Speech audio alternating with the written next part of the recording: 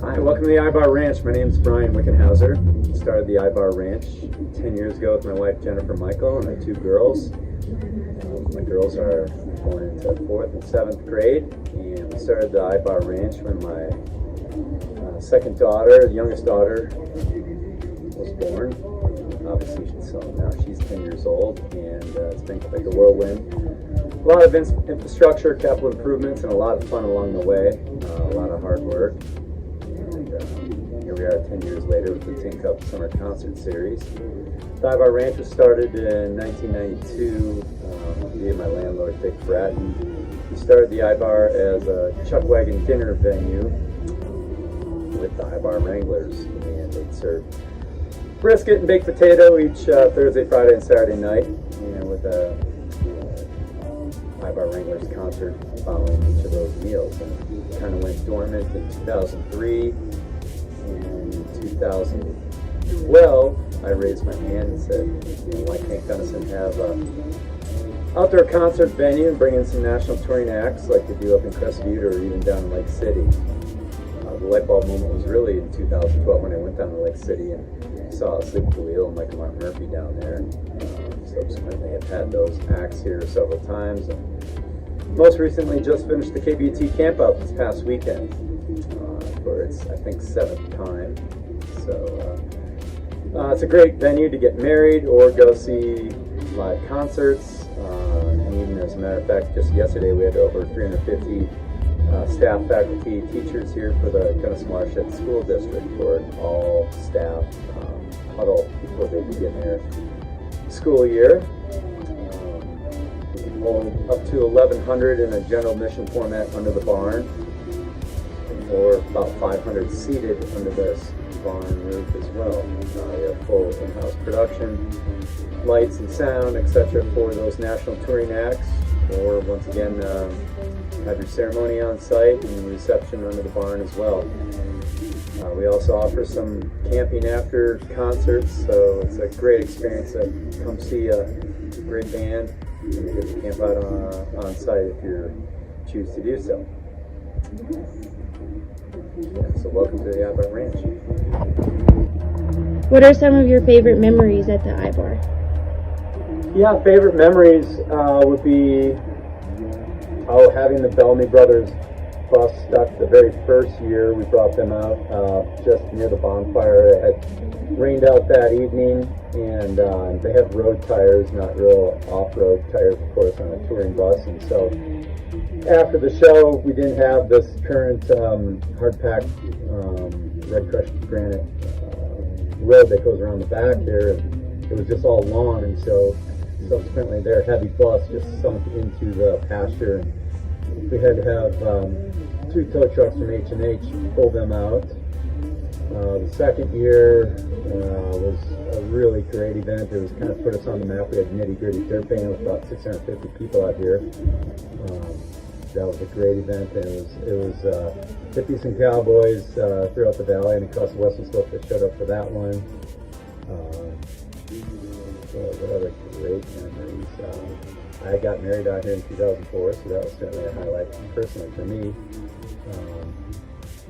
Business-wise, we've had national touring acts like the Bellamy Brothers out here 7 times. Sleep at the Wheel 4 times, I believe. Winona Judd, out here once, Diamond Rio, Leftover Salmon out here twice. Most recently, 10 days ago, we had Michael Franke and Spearhead for our largest show ever, with almost 2,000 people, and just great, amazing feedback from the community, and fairly nervous from a business standpoint because prior to that our record was $850 for a single show with Yonder Mountain String Band last summer on a Friday night. I think it was like July 30th. So then jumping from $850 to almost 2,000 was quite nerve-wracking, but we executed super well. Had extra porta potties and extra bars built, and lots of additional parking available. And just, a great experience. Wound up being just super amazing, actually. Let's see, some other highlights. Charlie Daniels, who passed away in 2021, but we had him here in 2020, about 8 months before his subsequent passing, and that was a record attendance at 830. And then, like I said, jumped to 850 with Yonder Mountain String Band, who's coming here in about 10 days. So just happy customers at the end of each night.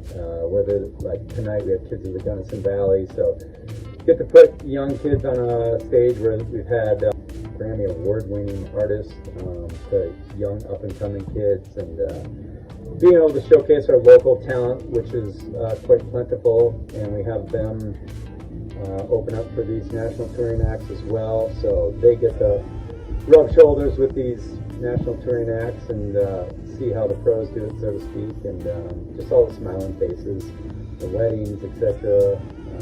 Just really trying to execute great events no matter what it is, and I'm quite fortunate to have a great staff and great support from the community, and certainly can't do it all by myself, so many highlights, but those are some of the great ones, yeah. What kind of future plans do you have for the IBAR? Yeah, I think future plans-wise at the IBAR Ranch, after we establish some precedent with 2,000 people out here from Michael Franti, we would certainly love to bring back Michael Franti.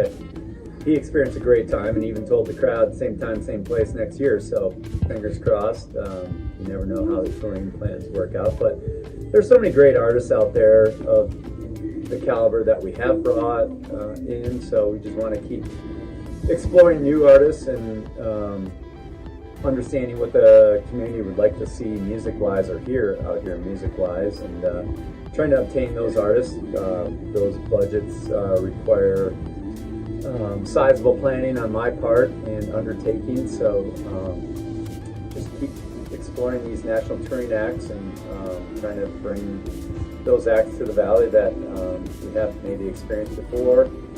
Adjacent to the IBAR Ranch to the north is Gunnison Rising, a planned urban development that has potential impacts on the IBAR, but I like to be optimistic and think that just due to the adjacent lands to the north is forecasted and zoned to be commercial-orientated businesses who will more than likely adhere to a somewhat 9 to 5-ish business schedule, so we shouldn't impact their operations and they shouldn't impact our operations. I think we'll be great neighbors because our events usually don't start much before 5 and go till 10:30, 11:30 at night, so the workforce is usually done.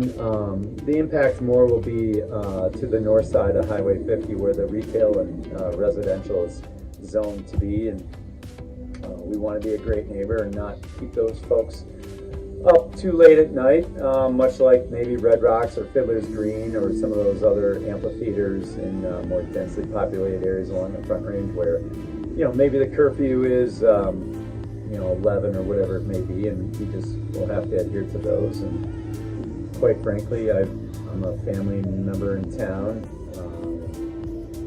Would want to be a great neighbor in town here as a business, so it means having curfews at 11 or whatever those forecasts might be in the future as the density comes together for Gunnison Rising. I'm happy to adhere to that. So those are maybe some of the big picture type things for the IBAR Ranch, but the IBAR Ranch is not slated to go anywhere with regards to Gunnison Rising. It's actually deemed quite an asset to Gunnison Rising and clearly to the valley and the city of Gunnison. We're within the city limits here, and so get great feedback from the community about what we're doing out here, and I know the developers at Gunnison Rising don't want to see the IBAR go anywhere, and nor do I personally, so sky's the limit. We'll see what happens in the future.